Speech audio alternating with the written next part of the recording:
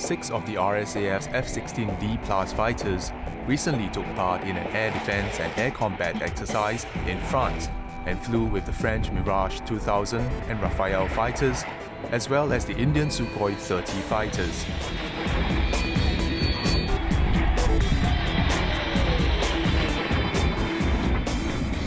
This is Orange Air Base in southern France.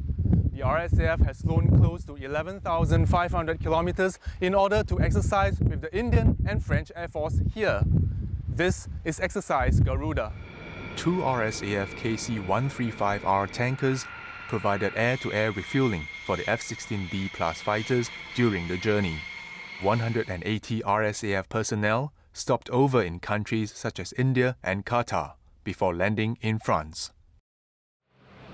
While all eyes were on the advanced fighter jets, I took the opportunity to visit another group of RSAF professionals deployed on Orange Air Base, the ground support crew. From the very first takeoff to the last sortie of the day, the ground support crew make sure that every aircraft is fit to fly. Airframe, engines, avionics and assorted components are checked for airworthiness.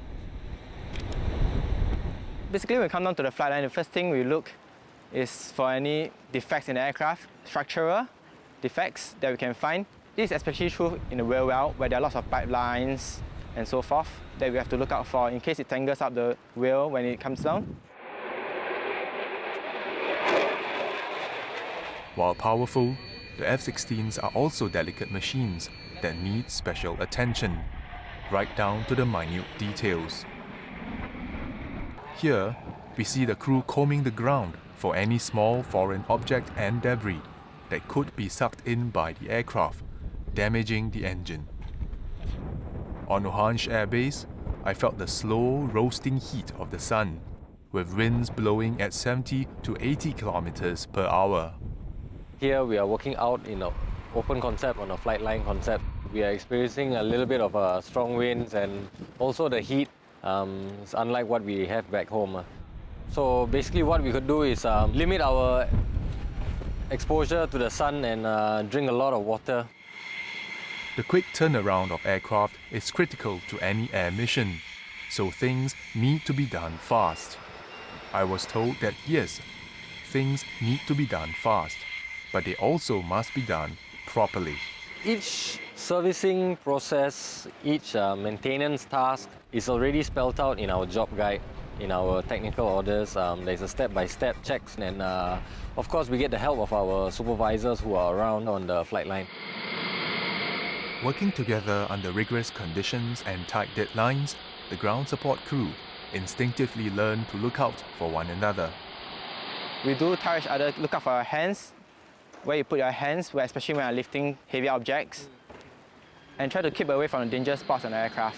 These are emphasized daily, so it's sort of our second nature. While the pilots behind the F-16s have benefited from Exercise Garuda, they tell me that it was the professionalism of the ground support crew that played a critical role in keeping them flying high.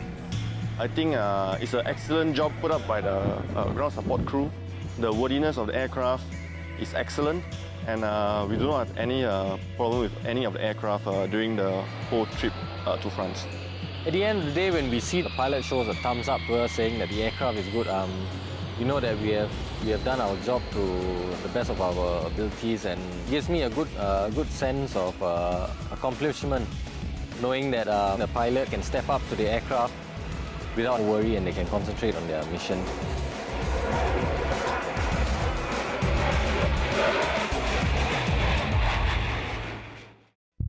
In the July issue of Pioneer, we speak to top-class soldiers who tell us what it's like to be in the best units of the SAF. In our story on the upcoming BMT web miniseries, get up close and personal with 6 of our recruits as they tell you all about their transition from boys to men. Having trouble planning a vacation or buying a new car? Your favourite lifestyle page reviews the best websites you've never heard of to help you decide. All this and more in the July issue of Pioneer, so get your copy today.